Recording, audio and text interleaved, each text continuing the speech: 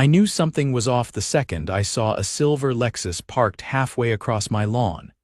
It was early Saturday morning. I was sipping coffee on the porch when I noticed tire tracks carved deep into my grass. That wasn't unusual until 3 more cars rolled in like they owned the place, parking diagonally as if my yard had a valet. I'm Preston Naylor. I bought this house 3 years ago at the edge of Ridgeview Estates. It was a fixer-upper with charm, but the real reason I bought it. The long, private road that snakes up the hill about a quarter mile is actually part of my property. It's the only paved access to the rest of the neighborhood, and technically, it's an easement road. I let the HOA use it out of kindness and a signed agreement, but that kindness has limits. And apparently, so does their intelligence. Excuse me. A shrill voice shouted from behind a white Range Rover now idling in the middle of my flower bed. You can't block the community parking lot like that. I turned around, and there she was, Karen incarnate. Platinum bob, oversized sunglasses, clipboard in hand classic. Her real name was Deborah Whitmore, HOA president and self-declared queen of Ridgeview. I raised an eyebrow. Community parking lot, that's my yard. She flared her nostrils. Well, it's being used for the Ridgeview Spring Social today. You were sent an email. I don't check HOA emails. They're spam with better formatting. Deborah stepped closer like her stiletto heels gave her authority. Preston, you're being unreasonable. This is for the community. I looked at the dozens of folding chairs and tables being unloaded from a U-Haul and dropped right onto my front lawn like it was a public park. One guy even brought a bounce house and started inflating it near my garage. You didn't ask. You didn't get permission. You just decided to turn my yard into your party lot, she scoffed. You live on HOA property, Preston. No, I live on my property, and the HOA uses my road because I let them. Don't confuse the two. She waved her clipboard like it was a badge. No need to get defensive. It's just for a few hours. We'll clean up after. That's when a kid sprinted across my porch with muddy shoes, knocking over my coffee. His mom didn't even look up from her phone. I took a deep breath. Deborah, get these cars off my lawn, now. You're being selfish, she snapped. This is why people don't like dealing with off-grid types. You're not a team player, I chuckled. You're right, I'm not a team player. I'm the guy who owns the field you're playing on. She blinked, confused. I suggest you move the party. Because when those cars try to leave tonight, they'll find a locked gate and a very long walk home. Her eyes narrowed. You wouldn't dare. I absolutely would. She stormed off, muttering something about calling the sheriff. I let her go. She clearly didn't remember the easement agreement she signed when she became HOA president. It stated that access to the road could be revoked with written notice and a 10-day window unless there was property damage or misuse, which there now was. I went inside, pulled out the paperwork, and started drafting the notice. By the time the bounce house was fully inflated, the clock had already started ticking on Ridgeview's free ride. By late afternoon, the hill was crawling with Ridgeview residents like ants at a picnic. SUVs and golf carts lined both sides of the easement road. Some even parked halfway into the ditch like they'd run out of creativity. The party was in full swing, loud music, the smell of barbecue, and a rented DJ booth now stationed on my side yard. Someone had hauled in a generator and the cords slithered across my gravel walkway like vines. I didn't step outside again. Not yet. I had work to do. The original easement agreement signed 6 years ago had very specific language. It allowed residents to pass through the road, nothing more. No congregating, no commercial use, no temporary structures, and certainly no events. I had it scanned, emailed, and sent to my attorney, Marissa, who called me within 20 minutes. You've got them cold, she said. If they're using your land for anything beyond access, it's trespass. If there's damage, it's worse. Can I revoke the easement immediately? She paused. If you can document misuse, yes.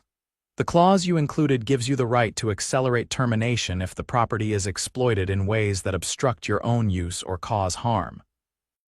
But you'll need proof. I've got cameras, 4 of them, one on the mailbox post, another near the garage, 2 on the driveway trees. Perfect. Gather footage, document physical damage. And for the love of due process, don't confront them again until we're ready to file. I nodded, even though she couldn't see me. Anything else, actually? Check your property tax records. She sounded annoyed now. If they're using your land like this, it's possible they've been reporting it as common area in their HOA filings. That's misrepresentation, or worse. That lit a different kind of fire under me. I logged into the county assessor's site and pulled every public filing from Ridgeview Estates HOA for the past 5 years. Scrolling through the PDFs, my gut twisted when I found it. A schematic labeled Community Access Road and Shared Green Space, with a dotted overlay across my entire front lot. They'd submitted it as part of a zoning variance for a community center proposal 2 years ago, one that never got approved. But the document was still there, filed with the city. They'd claimed my land was part of the HOA's shared space. My phone buzzed. Another call from Marissa. I was right, she said without greeting. They've been using a redrawn parcel map in their annual disclosures, the one you just found. It's not valid, it was never approved, but they've been using it to justify budget allocations and event planning. Is that fraud? Close. It's definitely misappropriation. And if they collected dues based on that false map, it could be criminal.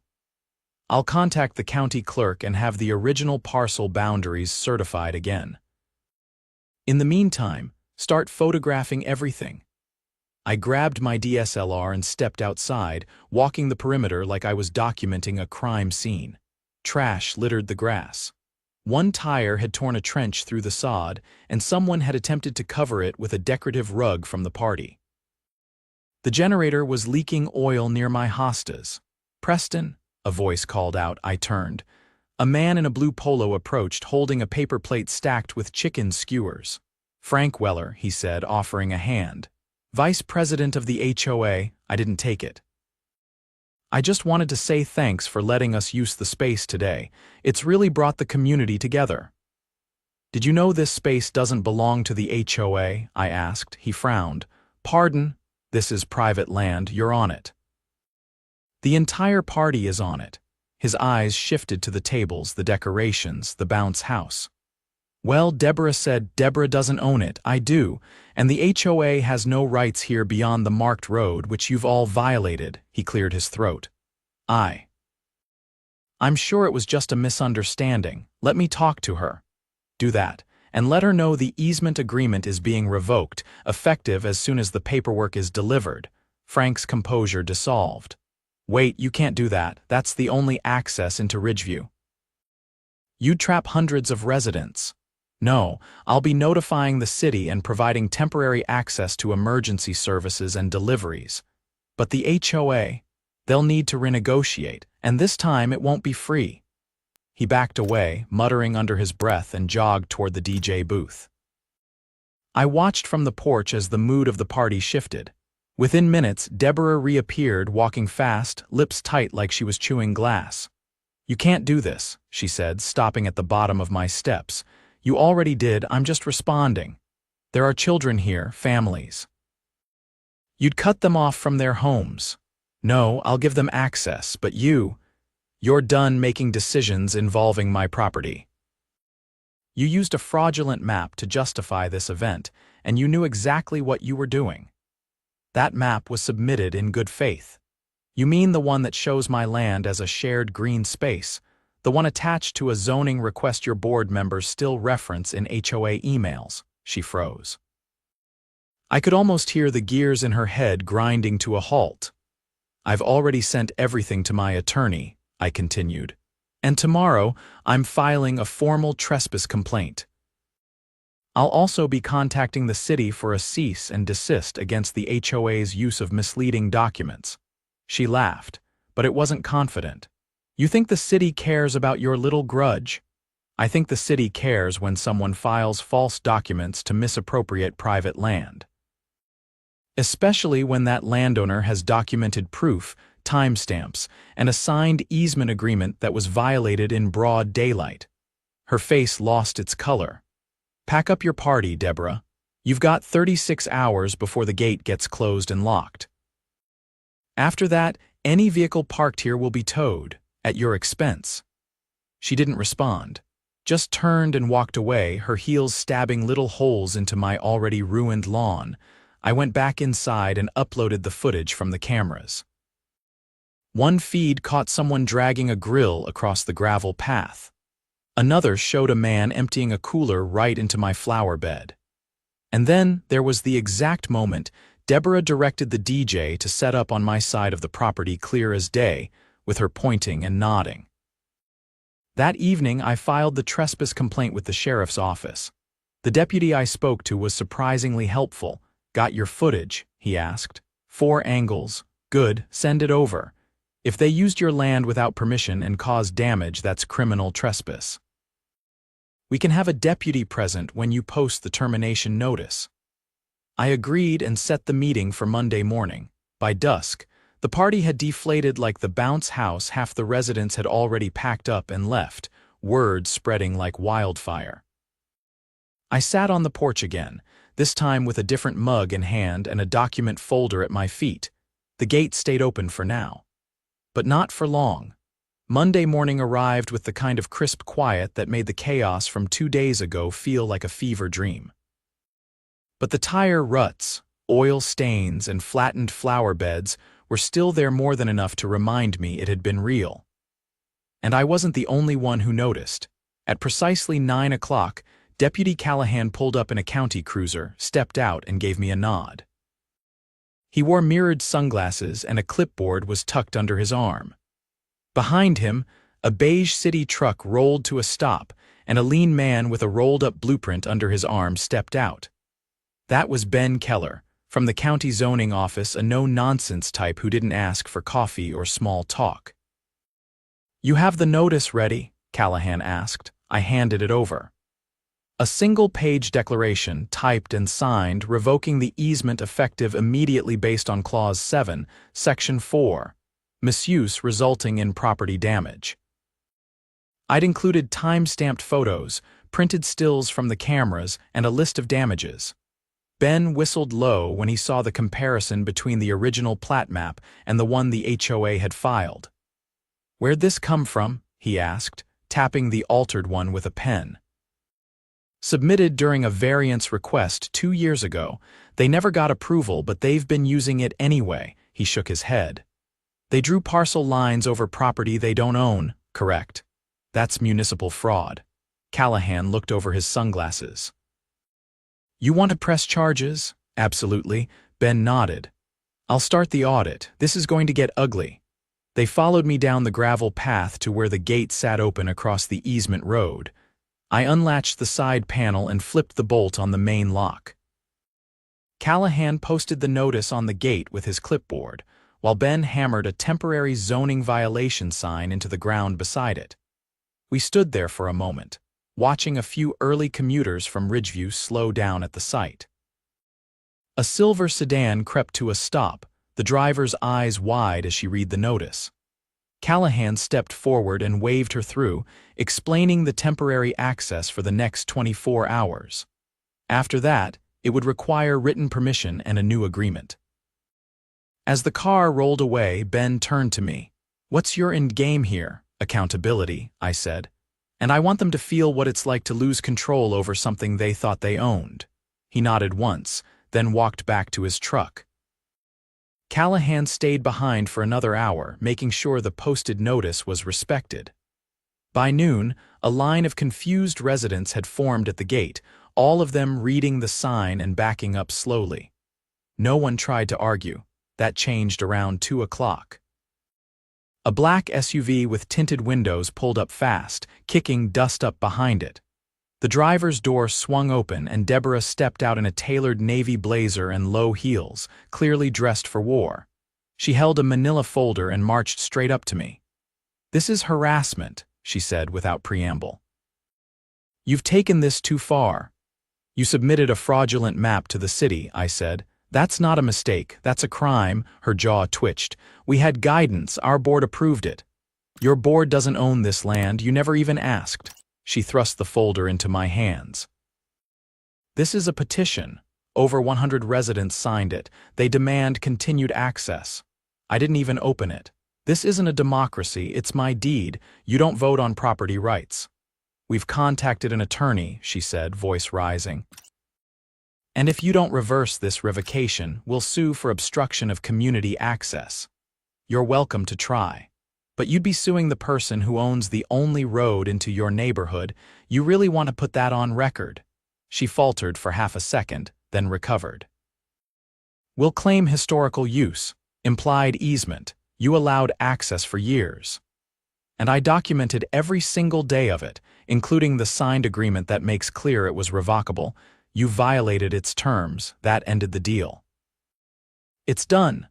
She stared at me for a long moment, trying to read something in my face. Then she turned to Callahan. Do you have any idea what kind of disruption this is causing? He didn't flinch. Ma'am, your organization misrepresented property lines to the municipal zoning board. That's a felony under state code. You need to direct your concerns to your legal counsel. She looked ready to explode, but before she could, a second vehicle pulled up behind hers. This one was an unmarked black sedan with government plates. A man and a woman stepped out, both in dark suits, both carrying leather binders. One flashed a badge. State Attorney's Office. You Preston Naylor? The man asked. Yes. I'm Assistant DA Marcus Bell. This is Investigator Patel. We're here about the zoning fraud complaint. You filed evidence? I led them inside and handed over the folder I'd prepared in advance. Maps, emails, screenshots, and the original plat certification from the county office. Patel flipped through it while Bell scanned the altered map. This was submitted to secure budget approvals, he asked. Yes. They used it to justify event expenses, maintenance fees, and even an insurance policy for the so-called shared green space, which is my lawn. Bell nodded slowly. That's wire fraud, misuse of public records, and potentially insurance fraud. You'll be hearing from us. They left without another word, driving straight to the HOA's office on the other side of the hill. By evening, word had spread. I watched from my porch as residents gathered at the gate, some trying to reason with each other, others clearly angry. But for the first time, none of them looked at me like the villain. In fact, a few waved hesitant but respectful. They knew something had shifted. The next morning, it got worse for the HOA. A city truck arrived and blocked the main HOA clubhouse entrance. Officials began inspecting the grounds, taking measurements. 2 officers accompanied them. Then a red tag was placed on the clubhouse door, property under investigation. By noon, Deborah had vanished. No one saw her leave, but a board member named Leonard was suddenly in charge. He showed up at my gate, out of breath and pale. Mr. Naylor, he said, wringing his hands. We'd like to talk about a new agreement, a proper one with compensation. I crossed my arms. You'll need to submit it in writing. We're also looking to dissolve the current board. Clean slate. New oversight, we didn't know what was being submitted. You all signed the annual reports. He swallowed hard. We were misled. You were complicit. He nodded once, ashamed. We want to make it right. I handed him a printed copy of the new terms I drafted. Monthly compensation for road access. Maintenance fees. A clause requiring written notice of any event within 300 feet of my property. And a strict boundary map signed by the county. He took it with trembling fingers. If you agree, I said, I'll consider reopening the gate. But only once the DA completes the investigation. Until then, you're on foot. Leonard didn't argue. As he walked away, I saw something strange. A group of residents standing at the edge of the road, watching everything. One of them stepped forward, an older woman with silver hair and a cane. Mr. Naylor, she called. Yes, thank you. We were never okay with what they did. We just didn't know how to stop it. That's what fences are for, I said. To remind people where the line is. She smiled faintly and turned away. That night, I locked the gate again. Not out of spite, but out of principle. For years, they assumed the road was theirs because no one told them otherwise. Now they knew better. And I wasn't just the guy who lived at the top of the hill anymore, I was the one who owned it. The week that followed was the kind of slow burn you only see when a system starts unraveling from the inside. I didn't attend the emergency HOA meeting held at the community pool house mostly because it had been locked down by zoning inspectors, and they were forced to set up folding chairs in the parking lot like a yard sale of shame. My neighbor from 2 lots over, a retired firefighter named Reuben, filled me in later that night. "They're scrambling," he told me as he set a worn thermos on my porch railing. "Half the boards resigned already and the county's breathing down their necks about financial disclosures." I nodded. "You think they'll actually fix it?" "Not unless they're forced to. But you did more in 3 days than the rest of us managed in 3 years. That stuck with me not because it flattered my ego, but because of what it implied. Deborah and her inner circle hadn't just presumed control, they'd kept it by exhausting anyone who questioned them. Most people just wanted peace and quiet. Deborah made that expensive. That peace finally shattered 3 days later when an unmarked van arrived at the Ridgeview HOA treasurer's home. 2 investigators stepped out wearing jackets marked with the State Financial Crimes Unit. This wasn't about zoning anymore. This was about money. Turns out, the fake parcel map wasn't just used for events. It had been submitted in an annual expenditure report to justify renovations and landscaping contracts that never actually happened. Over $70,000 had been moved from the HOA's reserve fund to a shell company registered under the name of Deborah's brother-in-law. That same afternoon, Deborah was taken into custody.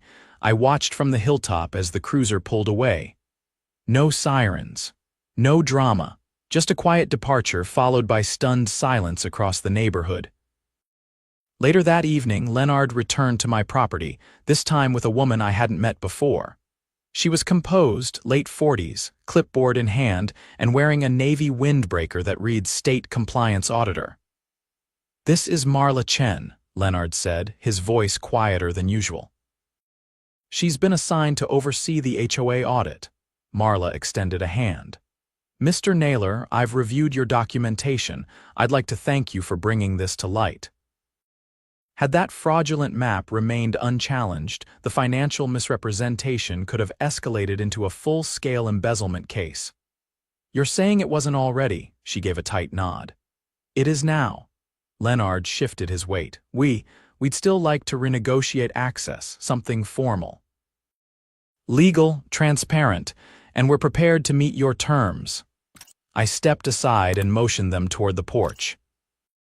We sat, and Marla scanned my revised access agreement, one that included a monthly maintenance stipend, a usage cap, and a clause requiring quarterly inspection of the road funded by the HOA. Leonard signed without hesitation. "There's one more thing," I said, folding the papers. "The HOA has to send written notification to every Ridgeview resident, clearly stating that the road and the land around it are private property. No exceptions. No future misinterpretations." Marla nodded. "I'll oversee the distribution myself." It was done.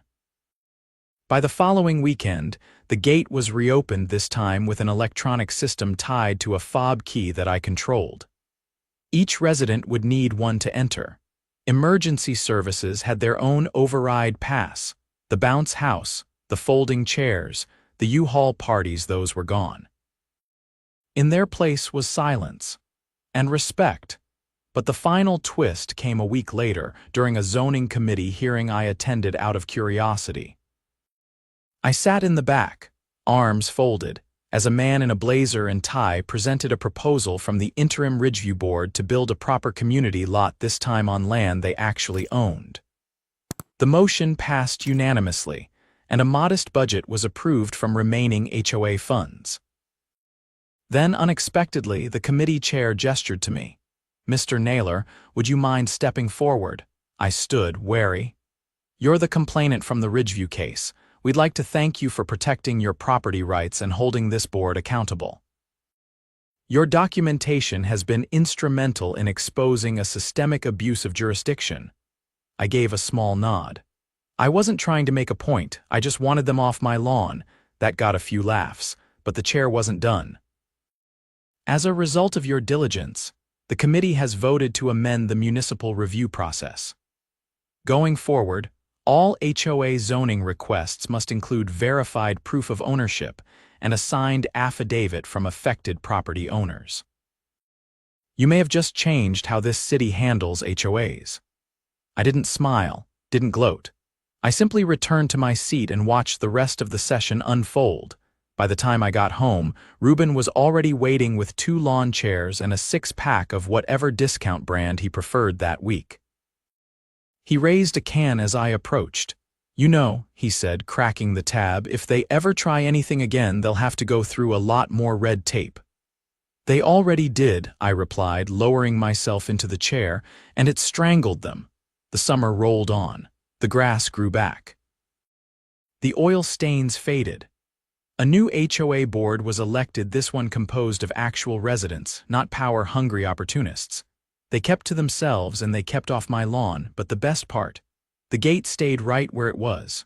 Quiet, dignified, and locked by default, not to keep people out. I hope you enjoyed this thrilling journey. On Just a scale to remind of 1 them to whose 10, hill this how would really you rate was. this story? Let me know in the comments below. Your feedback inspires more epic tales.